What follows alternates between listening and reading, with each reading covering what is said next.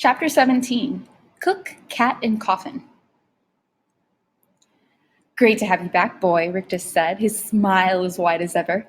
I told everyone you wouldn't be able to stay away. Nobody believed me. He's gone, they said. He's gone. But I knew better. He started to wander towards Harvey. I knew you wouldn't be satisfied with a little visit, not with so much fun still to be had. I'm hungry, Wendell whined. Help yourselves, Rictus grinned. Wendell was off at a sprint into the kitchen. Oh boy, he cried. Look at all this food. Harvey didn't reply. Aren't you hungry? Rictus said, raising an eyebrow high above his spectacles. He cupped his hand behind his ear. That sounds like an empty belly to me. Where's Mrs. Griffin? Harvey said. Oh, she's around, Rictus said mischievously, but she's getting old. She takes to her bed a good deal these days, so we laid her down somewhere safe and sound. As he spoke, there was a meowing sound from the living room, and there at the door stood Stew Cat. Rictus scowled. Get out of here, pussy, he spat. Can't you see we're having a conversation? But Stew Cat wasn't about to be intimidated. She sauntered over to Harvey, rubbing herself against his legs. What do you want? Harvey said, going down on his haunches to stroke her. She purred loudly. Hey, that's fine and dandy, Rictus said, putting off his anger in favor of a freshly polished smile. You like the cat likes you, everybody's happy. I'm not happy, Harvey said. And why's that? I left all my presents here, and I don't know where. No problem, said Rictus. I'll find them for you. Would you do that? Harvey said. Sure, kid, said Rictus, persuaded that his charm was working again. That's what we're all here for, to give you whatever your heart desires. I think maybe I left them up in my bedroom, Harvey suggested. You know, I think I saw him up there, Rictus replied. You stay right here. I'll be back. He took himself up the stairs, 2 and 3 at a time, whistling tunelessly through his teeth as he ascended. Harvey waited until he disappeared from sight, then went to check on Wendell, letting Stew Cat slip away. Ah, now look at this, a voice said as he appeared at the kitchen door. It was Jive. He was standing at the stove as sinewy as ever, juggling eggs with one hand and tossing pancakes in a pan with the other. What do you fancy? He said, sweet or savory? Nothing, Harvey said. It's all good, Wendell piped. He was almost hidden behind a wall of filled plates. Try the apple turnovers, they're great. Harvey was sorely tempted. The buffet looked wonderfully tempting, but it was dust. He had to keep remembering that.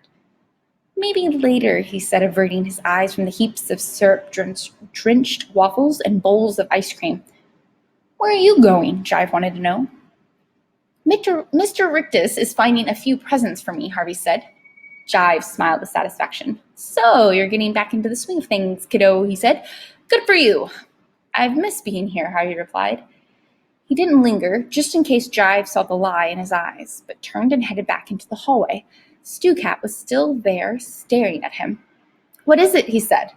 The cat took off towards the stairs, then stopped and cast a backward glance. Have you something to show me? Harvey whispered.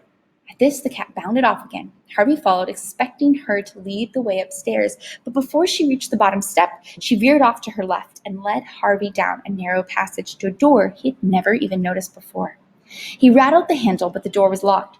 Turning to look for Stew Cat, he found her rubbing her arched back against the leg of a small table set nearby.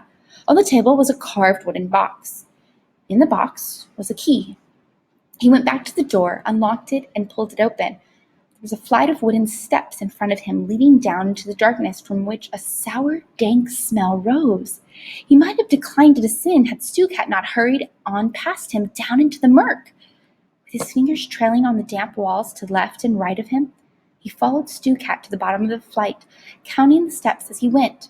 There were 52, and by the time he had ascended them, his eyes had become reasonably accustomed to the gloom.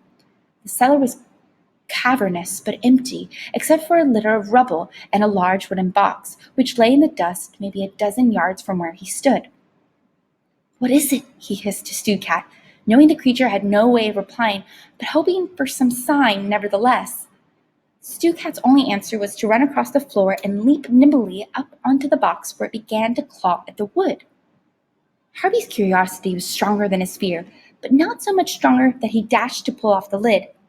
He approached as though the box was some sleeping beast, which for all he knew, it was. The closer to it he got, the more it resembled a crude coffin. But what kind of coffin was sealed with a padlock?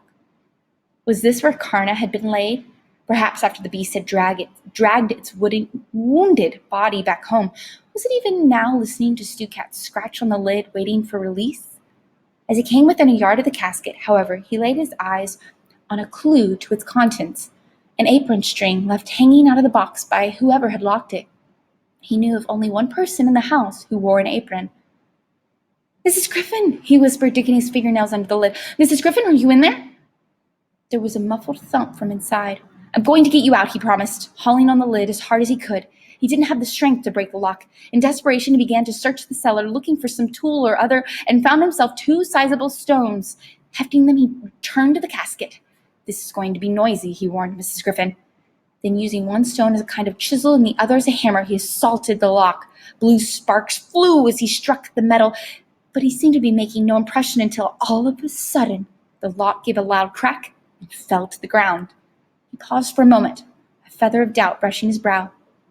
Suppose it was Karna's coffin. Then he threw the rocks aside and hauled off the lid.